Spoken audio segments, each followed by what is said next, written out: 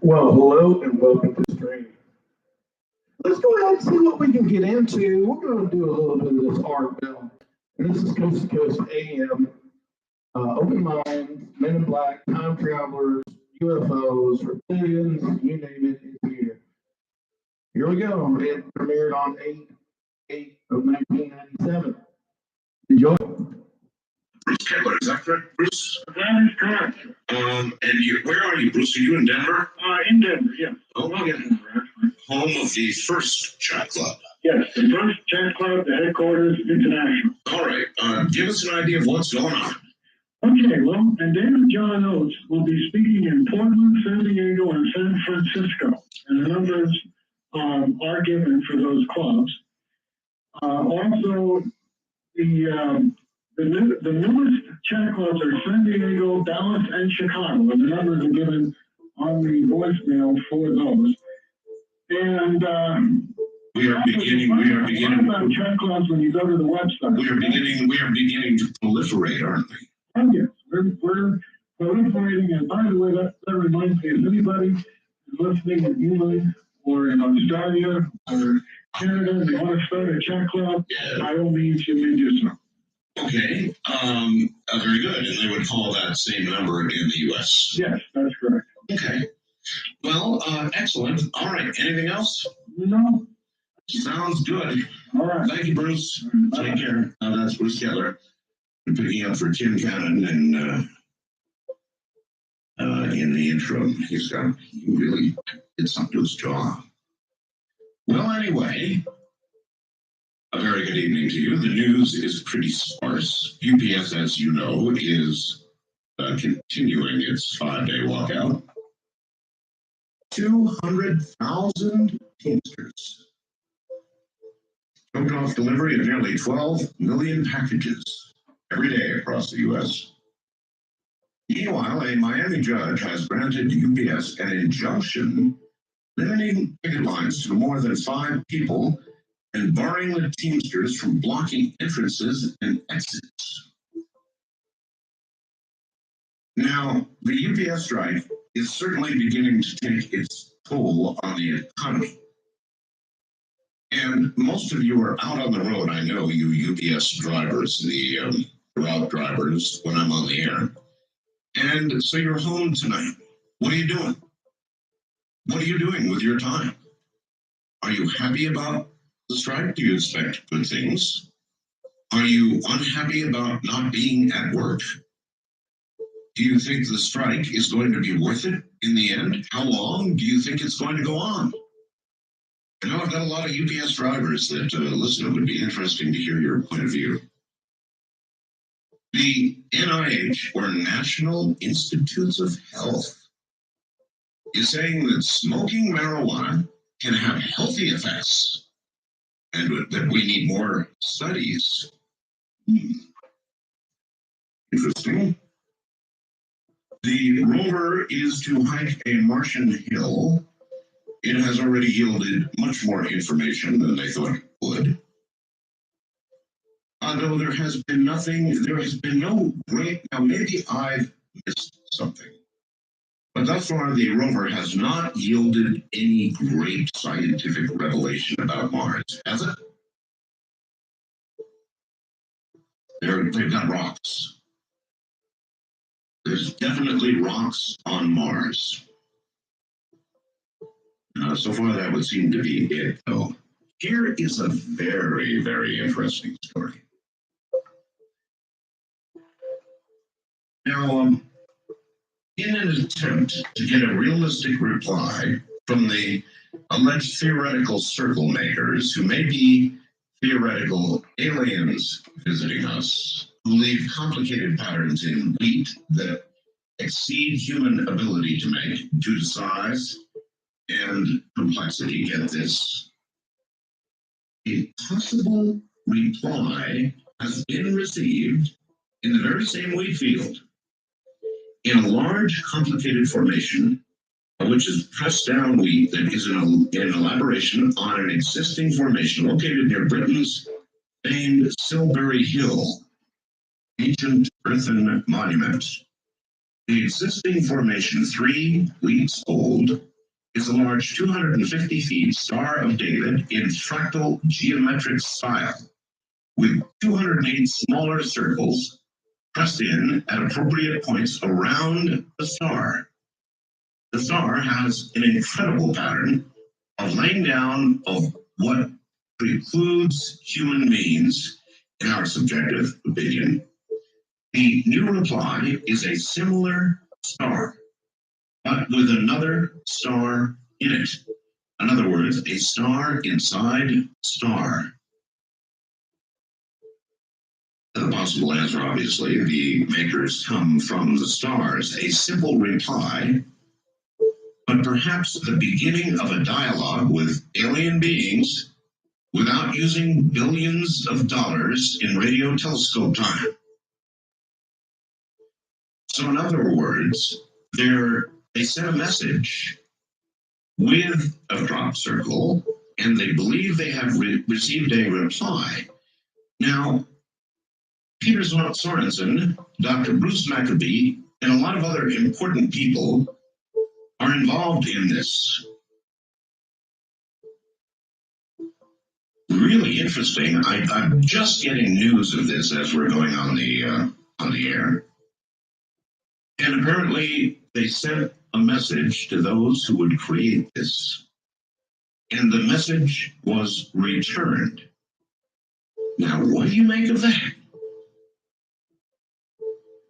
Peter Sorensen and Dr. Bruce Maccabee are both very well respected in the field.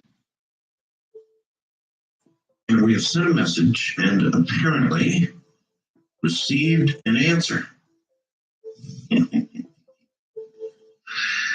Very interesting. Very, very interesting. All right. As I said, it's going to be just an open line night. I've got a bunch of other stuff here that I might drop in. Do you think I could get a man in black? Wouldn't that be interesting? Would a man in black talk? I'll try it. I'll try it. So I therefore restrict my normal first-time caller line, and I hereby make it a man in black line. Now, what is a man in black? I guess that's what we're going to find out. Men in black seem inclined to sort of come around and threaten, intimidate people who have seen things that they should not have seen, have things they shouldn't have, that sort of thing. So are there really men in black? And if there are, would one of you be so gutsy as to call a national radio show and admit your presence? So if you are a man in black, and now I'm going to screen calls, so don't just think you can come on here and be a jokester and black. The number to call is area code 702-727-1222. Everybody else needs to abandon that line. Because if you're not a man in black, you're going to be wasting your money. That is area code 702-727-1222. What a job to have. Can you imagine that? Be a man in black. Wonder how you get hired to do that. Do they go to college campuses and recruit men in black? I don't know. The whole thing, of course, is a giant mystery, so let's see what we can find out. West of the Rockies, you're on air. Hi. Hi. I'm calling from Laramie, Wyoming, which is right on top of the Rockies. Yes, indeed. Have you heard the latest about UFOs by the CIA? Oh, yeah, sure. The CIA has said that during the 50s and 60s, roughly half at least of the sightings were due to U-2s and Blackbird aircraft.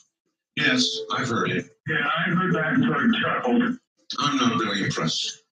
And also, I wanted to let you and Linda Howard know that here at the University of Wyoming in June, the university reserves a whole week, sometimes two, on the study of UFOs. Brings experts in. Well, that's interesting to hear about it at that kind of level. Good. University of Wyoming, huh? I'm interested in this crop circle thing. They have returned a message. In other words, they created a crop circle and they got an answer. Now, these are pretty high level researchers who seem to be. And what if I could call one of them? It's tempting. Very tempting. They actually believe they have an answer. But what does that mean? They, in effect, completed a crop circle. East of the Rockies, you're on the air. Good morning. Hi, Art. It's Vince in Chicago. Vince in Chicago. Now to Vince in Chicago. Sorry about that, Vince. I looked up at the clock and I went, whoa! Yeah, yeah, Art. Yes. Yeah, oh, yeah. You remember a while back, this didn't start out here, you remember the crazy glue incident that you had where you glued your lips together? Yes. I thought that was so bizarre and very painfully funny that for your new listeners, maybe you should replay that sometime. That was just one heck of a piece of radio. Well, Vince, I think that not quite enough time has gone between the incident and now for me to feel it's funny. It was extremely painful. I related to that. It was really funny. That's when I first started listening to the program. Really? But on a more serious front, when Richard Holtman was on the program a few weeks ago. You got any idea what it's like, Vince, to see a piece of your lip in an ashtray? Huh? That's why I said it was painfully funny, Art. It was funny in a way, but I really. Why, Vince, do we get such a charge out of somebody else's misery? I mean, I admit it's true. Right. My wife, for example, she'll get up and she'll walk through the house and she will slam her toe into something, and I will fall on the floor just about laughing, while she is absolutely rolling around in agony. What is it about us that makes us enjoy other people's pain? I don't know, but that little segment probably should be replayed for your audience because that was quite bizarre. But I have to ask you about Richard Hogan, his appearance on the show about the Twin Peaks on Mars. Yes. He was asking everybody to fax Ted Koppel and John Howland. That's right. Have you heard anything from Richard about that? Has there been any response from that? Well, as usual, with Richard, I have received some startling new information, but I can't, it's not up to me to put it on the air. I'm going to await Richard. So, yeah, there's news, but I can't. I really. My lips are sealed as opposed to glued. I think Richard Hogan is really onto something. A lot of people call him Richard Hoaxland or whatever, but I'm buying into it. I really am. I believe that Richard Hogan is really onto something. Another point here about Louis Farrakhan. Yes. I'm awaiting your interview, Art. I think you would do one heck of a job interviewing Louis Farrakhan. Well, you know what? Since Brother Ali was on, there has been dead silence from the Nation of Islam. Nary a word, nary a communication, nothing. Brother Ali was quite unreasonable with you that night. You were giving the guy every chance to speak, and he was somehow saying that you weren't letting him finish or whatever.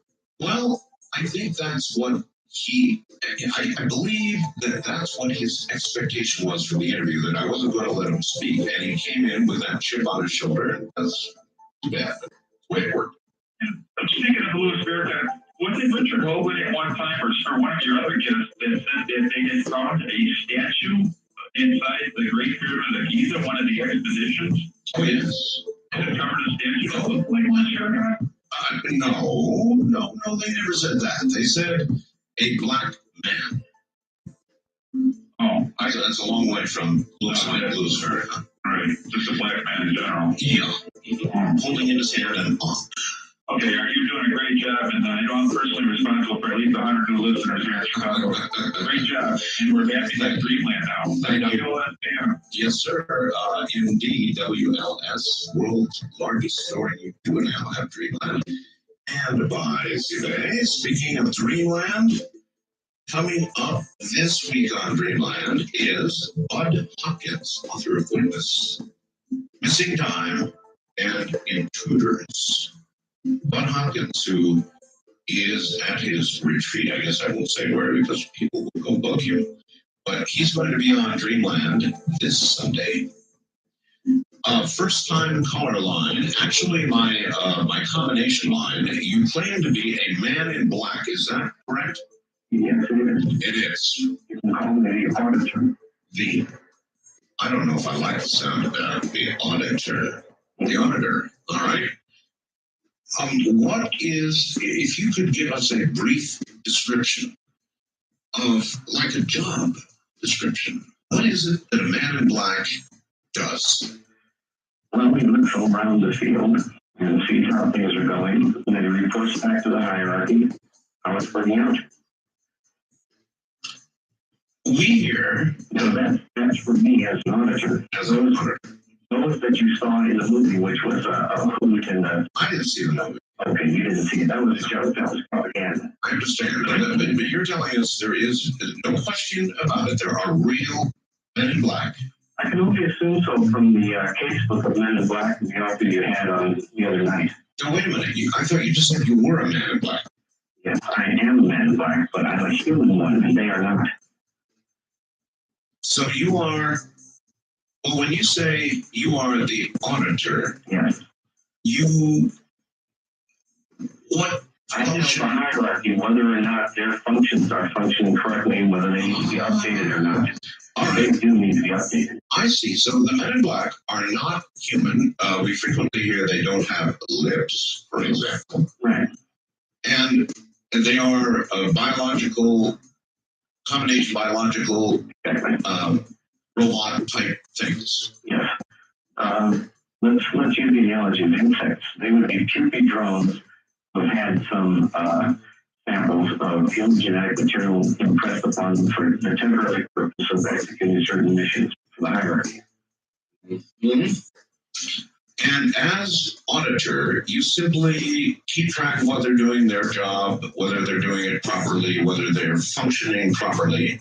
Yes, and whether society at large is running onto what they're doing. Well, the mere fact that I'm opening a line for Men in Black, obviously, Yes, obviously they need updating. They become so wicked and archaic, their files are so old that need a new paradigm. so occasionally Men in Black just like poops out and falls over or what? Well, look at the description of them. As you said, you gave the physical description. They look like they were just minted out of hatched out of an egg or something. Yes. They wear old, archaic clothes. They Right. speak in stilted, archaic language. They drive old cars and so forth. They're out of date. So they're kind of like Commodore computers, the old Commodore 64. Yes, I have one too. The Executive 64. All right, well, thank you very much for your call. I don't know if I believe a word of what you said, but that is interesting. Men in Black, he's the auditor, and they are out of date. And some of them are beginning to fail and not doing their jobs properly. How interesting. All right. I'm going to, once again, since I've got open lines, I am going to restrict my first-time caller line to the following. Men in Black, time travelers. Now, when I say time travelers, I mean real dial-twisting, lever-pulling, Orson Welles type time travelers. Not people who have gone in your mind, people who have gone in machines only. Or people who possess or who are presently building a time machine. Any of those people can call area code 702-727-1222. All right, East of the Rockies, you're on the air. Hi. Art Bell? Yes. Oh my God. Okay. Art, I'd like to ask you about your grand experiment a few months ago. Remember when you were trying to get aliens to? There were two of them, sir. We did it I twice. know. I know you were trying to communicate telepathically with the aliens or And something. after both experiments, something occurred. Well, I'd like to ask you, why do you think that you can, that they can read your thoughts? Where do you get that from? Well, all right, fine. It's a very good question, actually. In nearly every story that you ever get of an encounter with a being, you know, whether it be an abduction or a close encounter or whatever it is, in almost every single case, the people will come back and say the communication was nonverbal, that it was telepathic. And it's a, you know, so based on that concept, if telepathy is the way they communicate, then imagine the power of millions of human minds projecting a single thought to them. I mean, it does make sense. Isn't that from the lyrics of Carpenter's song? I don't All the occupants of interplanetary craft. Oh, Heard that song? I think I recall some song like that, yes. But no, we don't sing it here. The whole concept sounded like it was like paranoid schizophrenic or something. Just Really? paranoid schizophrenic thing that Well, these are the kinds of things that we do here, sir. You know, paranoid, schizophrenic things occasionally. But it's fun. it is. I'm addicted to your show. All right. Look, you know, one paranoid, schizophrenic, crazy, absolutely nutty sounding idea might be the idea. They said, you know, that a lot of people who have come up with some of the very best inventions and ideas have been called crazy. So I guess it just depends on whether it works or not. If it doesn't work, it's paranoid and schizophrenic. If it works, it's absolute genius. Follow me? Yeah. All right, good. Have a good one. And after both times, now you can say what you will, but after both attempts, there were occurrences beyond any shadow of a doubt. First in Phoenix, major sightings, and then within days of the second attempt, major sightings in Las Vegas. So say what you will. We're 2 for 2. Now, the question is, dare we try it again?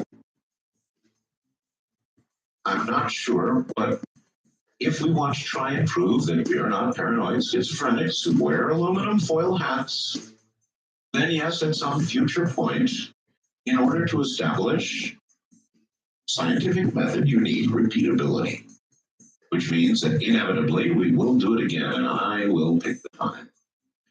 On my combo line, you're on the air. Hello. Hello, Art Bell. That's me, yes. This is the Man in Black timeline line. Yes, it is. I am calling you from a location that I cannot currently reveal tonight. We understand. Oh man, I got a machine here I gotta check. All right. Here we go. You want to know about the Men in Black? Are you? I mean, do you claim to be a Man in Black? Not only am I a Man in Black, I've also traveled through time as well. My God, you qualify on both counts. That's why I got so upset. Oh, I better not say that, but I can say yes. And I did know your show was going to be on tonight on this subject. How could you? How? In other words, a year ago. Yes. In August of 1996. And the only way you could have known that was to have traveled to this very day and listened to the program. That is almost what happened. I'd actually come back to this time. And then I had forgotten about it. And then I remembered it literally a few hours ago. That's the cool thing about being able to travel in time is even if you forget, presumably you can go back to whenever it was occurring. That's right. Cool. I am prepared to answer any question whatsoever about the Men in Black. Oh, wonderful. Because here's why. I have new information that the last caller didn't. I also know what the hierarchy is, and I can answer what the hierarchy is. Well, first of all, do you argue with or agree with the last caller's general assessment of the men in black? Unfortunately, yes. And the situation has deteriorated with the actual war last year near Rio in South America. Really? Yes, it was between the men in black and the women in black. One of the sexes. No, not exactly. What happened was that the men in black had actually got out of control. Now, I see, I didn't even know that the men in black, well, I guess you call them men in black, so they are men. And now you're saying there are women in black. Yes, but they don't really want to come here. They're the ones that were originally they created the men in black, and then they controlled the men in black. Then the men in black slowly got out of control on just this planet. But they're actually on several thousand planets, men in black are working for the women in black back on their planet. You're trying to tell me that the women eventually, in time, Yes. become dominant? On Earth, yes, again. But What is the general job description of a man or woman in black, and what differences in job descriptions would there be? all you have to do to be a woman in black, first of all, you can't be from Earth. Right, They can only be of the hierarchy. That's all. right. The men in black can be almost anyone, except they have to be very loyal. And that's hard. Anybody can lie, see. But that's not always. There's new things that have been developed in the last 400 years. One of them is the reverse speech thing, like what's his name? John Oates. John Oates, that's right. He's not the Hall Ellis guy. Oh, no, it's no. What we hear, what is the job of a man in black? We hear they are here to retrieve alien artifacts, any evidence. Okay, first of all, the men in black, why are they here? Their main thing is that thing that crashed in Roswell in 1947. Yes. It was meant to be. It was dropped on purpose. Dropped. First of all, back where it came from, it was stripped of all the high technology. It was filled with lesser advanced technology. It was brought to Earth, dropped here on purpose. Oh. Now, when this happened, it was made to look like an accident. So all the technology that was supposed to be developed, but could not be, would be required over time. Distributed, no doubt, by Colonel Corso and others. Yes, but the men in black were here to make sure that the United States is the only country that got the technology. That's why the men in black are here to keep the Roswell technology from getting into other countries' hands. So the men in black Originally, favor the United States, there's a reason. which is The it because we're so good? No, not really. Unfortunately, they would have to support you no matter what you did. And that is because the men in black are operating by the hierarchy. And the hierarchy are telling them how to recreate the Roman Empire in the modern era on Earth. It's been chosen that America shall be that. Equivalent. Well, I'll be doggone. We seem well on the way. Oh, yes, and not only that, Richard Hoagland should be given some kind of medal of some kind. You mean beyond the Engstrom? Yes, because he has discovered the secret of everything. The secret is the 19.5. History is repeating itself every 19.5 centuries. Well, how could the men in black allow Richard to get this information out? I mean, wouldn't they normally walk in and grab him by his whiskers and throw? You bet they would, but there is something that has happened that changes everything. And that is The hierarchy has been taken over by leadership. one piece or part, and there was an answer filling that in. That's absolutely incredible to contemplate, isn't it? But it does look as though it has occurred. So there you are. Let's see, what do I have to do? I know I've got something I've got to do. Yes, I do. Here it is. And it's coming right up. And then we're going to get back to our man in black. And I think he really sounds as good as he was sounding before the top of the hour. I may open the lines and let you ask him a question or two. Stand by. Volume reduction, please. Okay, I had to make sure the radio was down. Oh, I see. All right, good. Okay, this other machine isn't bothering. Is it? Can you hear anything else? Well, you know, it's funny. You said earlier you were going to turn that machine off. And it's on again. And it's on again. And there is a little background noise associated with the machine. But it's tolerable. Now, so there are men in black. Yes. And they're ruled by a woman in black. Well, yeah, you can say that. I mean, she doesn't wear black all the time, but more or less.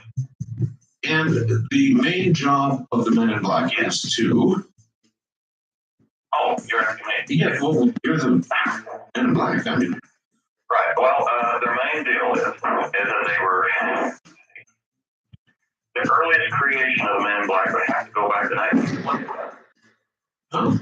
That was the year of the Leeds crash in Leeds, England. Do you know anything about a UFO crash in Leeds, England in 1925? I do recall something about that, yes. All right, there was this major crash. And believe it or not, that is where the world here anyhow gets television from. There wasn't much else left on the crash it could be derived from. But you are aware of the so-called alien autopsy or the Ray Santilli film. I certainly am. I've seen it. Yes, I saw it about 11 years ago. Actually, I was seeing it this time, but that's another story. The alien autopsy, I've seen a color print of it. It was taken 2 weeks after Pearl Harbor on December 21st, 1941. It was taken, I think, somewhere near London. And it was of the aliens from the 1925 Leeds crash. Now, how that got leaked out and got Roswell stamped on, I'll never know. Because the Roswell creatures, if you want to call them that, so we won't reveal too much. What the heck? The Roswell creatures were actually human fetuses that were taken from Earth at about the turn of the century. And they were grown on this planet. Of course, you ever heard of the planet Lanulos. Say that again. The planet Lanulos. Nulos. It's in the constellation Taurus. All right. And how far is that? It's about 400 light years. But they can get here in about 20 minutes. 100 years ago, it took about an hour. So, been a few improvements. I can see that. At any rate, there's no time dilation or anything. They use inverted relativism and a quantum distortion field. It's very simple stuff, really. Anyhow, the crash in 1925 at Leeds, England. Yes. It was not from Lanulos. It was someone from another solar system that had no business being here. Well, everything, the technological thing was thrown off a little bit. People were finding out a little too much. So the hierarchy got to thinking. In other words, an infusion of some technology was all right, but it was beginning to occur too quickly. Yeah. And then they got the idea, well, we want to recreate the Roman Empire in the modern world on Earth, but we need it to be precisely correct. And then somebody got to think, I got a great idea. Why don't we scratch Rome, redo Atlantis? Atlantis has technology, so why don't we just make America like Atlantis? And that's what they've been doing very hard. And one humorous note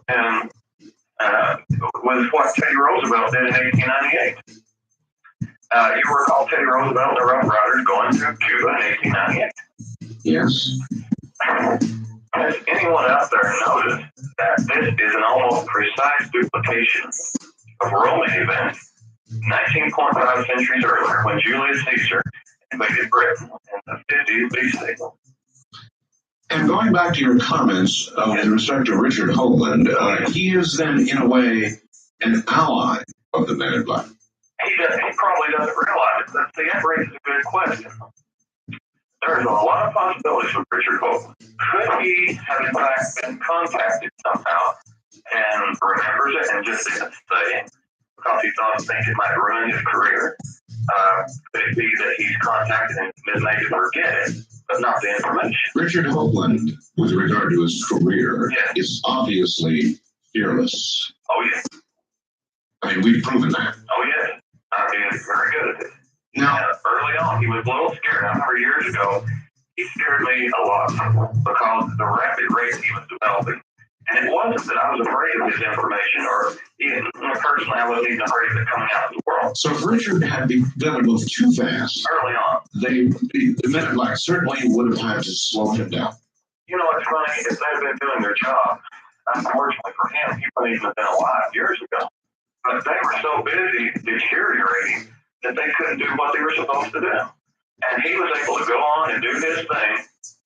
And we got the new Supreme Commandant in Honolulu. Supreme Commandant? That's English. That's the closest English translation. Oh, I understand. You're trying to put this out a way that we can all grasp. Not maybe Supreme Commander, but Commander has other connotations, like lower rank people can be called commanders, or even captain. For example, did I tell you what Marine was? You did not, but I'm certainly curious. Mission Commander, and very recently, just May 27th this year. Congratulations. I really didn't want it. I'm one of the few of them that apparently gets married, loyalty married, by supposedly acting like they don't deserve the promotion. But in my rare exception, I really didn't want it. Because when you get promoted, you have more responsibilities. Is there a choice? I mean, Oh no, absolutely not. so you really couldn't have. Now, if you can turn it down first time, then you have one cut time to That obviously is a measure of time. yeah, it's like the Mayan calendar, but the scientists that translate the Mayan calendar really have it all wrong. A cut time is not 20 years like they say. It's really 5.4223 years. That's roughly rounding up. Well, I must say you've got your act together. I would like to expose you to some of my audience. Absolutely. And anytime you want to take a pause from that and ask any questions about the future and anything in general, In other words, you could literally tell us anything about the future. you would be surprised. I bet I would. I'm And surprised. later on, I'll tell you something later on. If I forget it, remind me. What is the president doing with the timeline recording? I'll save that little nugget for later. That's a long story. I see. All right, let me put you in touch with some of our audience. Eastern Rockies, you're on air with my man in black. Yeah, this is Dave from Gary, Indiana. Hi, Dave. How you doing? Well, I'm all right. Yeah, we've got a shack tonight. The question I have is, what does the Phoenix incident have to do with all this, or does it have anything to do with all this? I'm glad you asked. Man in black? Man in black? Where'd he go? Oh, we lost our man in black. Dropped off, huh? Oh, no, I did it when I came to you. Damn. He was good. Ooh, He was how we can get him back? doggone it. Doggone it anyway. I forgot to push, see, I've got to push a conference button unless I've got a special guest set up. And he just came in, roaring in on my line. Oh, man. I hope you get all back, because you're real curious to see what Phoenix is all about. So bummer. All right, look, when he calls back, I'm confident he will. It may be a while. I will ask that question for you. All right, I appreciate it. Oh, man. You see, normally when I have a guest, I put them on a very special line and then put a VIP lock on that line. Oh, I can't believe I did that.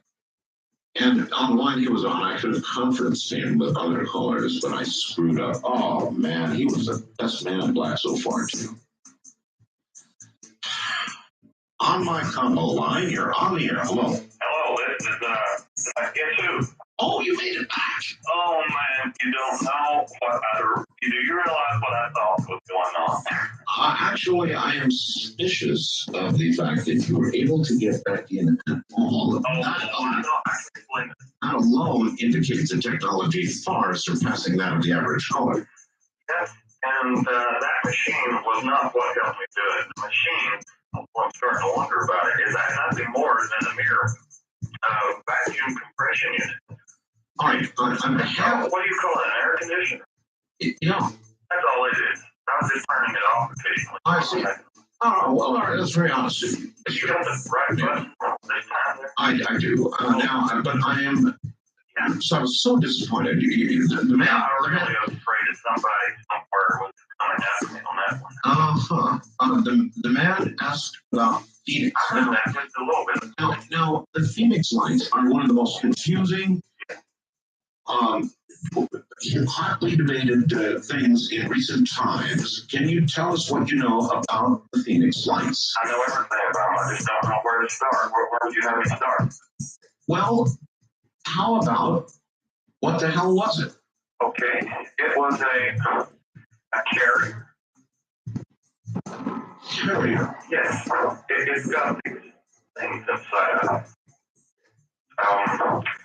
Small scout you might say. I'm trying to translate this into English. It's quite difficult.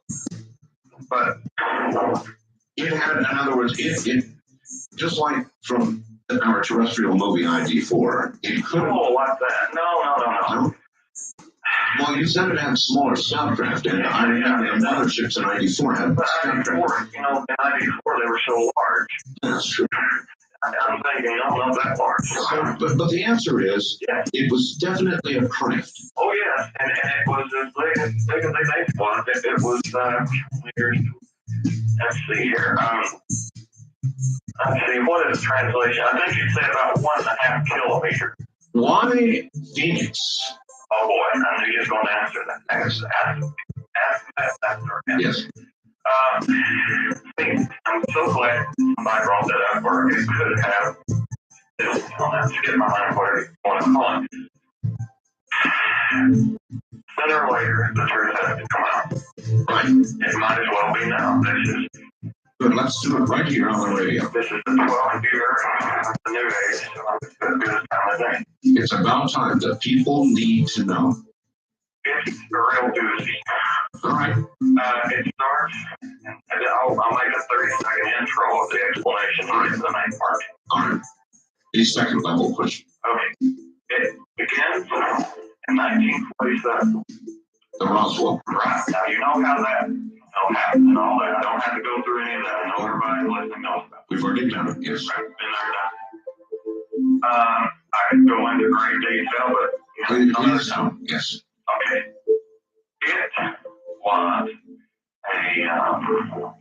It was a kind of an early model of scout craft. The main craft crashed in Paradise Valley to the north of Phoenix. And that too was staged. It was all staged. Really? The thing going over, hold on a minute. No, we're here. We're here. Gotta turn that machine back on. The air humidity is too high in here. It'll affect this equipment. All right. Reactualize. Yes, okay. I can hear it. All right. Continue. I'm a cappuccino here. Gotta stay away. All right. Now, I sense you're stalling here. Oh, no. Really. I'm trying to put it in the proper order. The Paradise Valley crash in 1947. Yes. Yes. That was staged, and now there was a survivor, and although she is the one that is controlling the main flight now, although she was a lower ranking official at that time, and she was sent here to deliver a message to Earth about the new age and everything. Now, in short, we better get it all together before 1986 or it's all over. And she was thoroughly rejected as far as her message, even though she met with the Majestic and it didn't do any good. All right. You digress. We want to know why Phoenix. Oh, you're asking why Phoenix? Yeah. Why Phoenix? The Phoenix Lights or Phoenix in general? Why have this craft appear above Phoenix? I mean, it just to a lot of people it seems very strange that a craft like this would appear above a major metropolitan area. The reason is they're trying to tell you that Phoenix is very important for the future. They're also trying to remind you, they're trying to, let me see if I put this in the proper words. They're doing it at the time they did it. Because on March 13th, Yes. to us, on Earth, you might think it means nothing. But on their calendar that they're using, it means it was the first day of a particular month that they were using on their calendar. They chose that particular time to come here and try to make, sort of like remind people that Phoenix needs to be be looked at again. And when later in time, when the correct number of decades have passed, there will be new information revealed when the government declassifies about Paradise Valley Crash 47. People will look at this and they'll say, yes, they were trying to remind us to look back at Phoenix. They're trying to get you to look at it so you will discover the earlier stuff.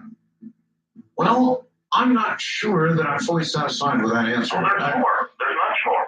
There's got to be a second level. Yes, there's many. I just don't, I mean, when it comes to Phoenix, there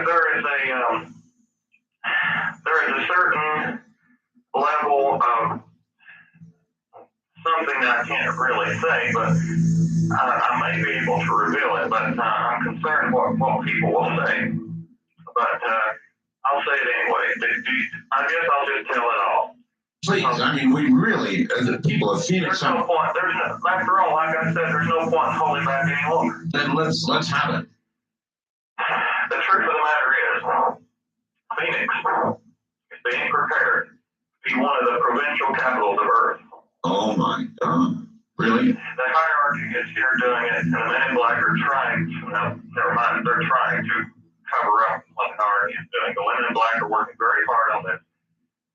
There'll be a day when the Earth is split into provincial zones, and Phoenix will be one of the capitals. And in that time, they're going to arrange to, by that time, a little after that time, there'll be some things discovered on Mars, which will take us and explain the world of Atlantis in that time. And you will be able to find out about things from the time of Atlantis. So in other words, all of this is in some way connected to Phoenix. That is going to be a new capital.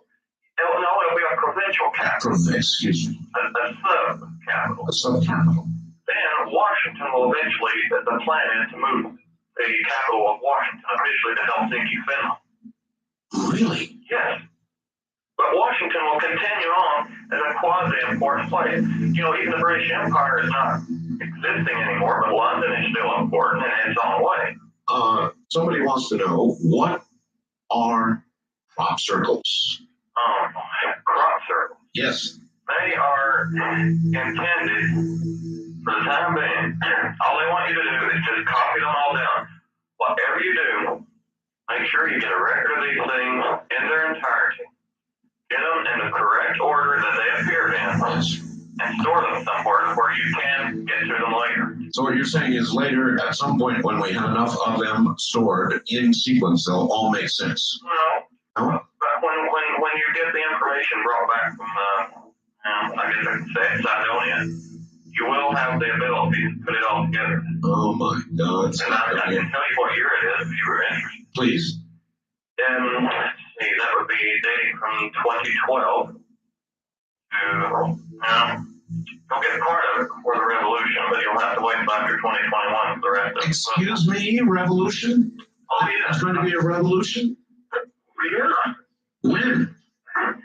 It begins in the year 2019. And the revolution is? No, 2018. 2018. Yeah, August. No, September the 15th, September the 15th. 2018. And the revolution is going to be? Be what?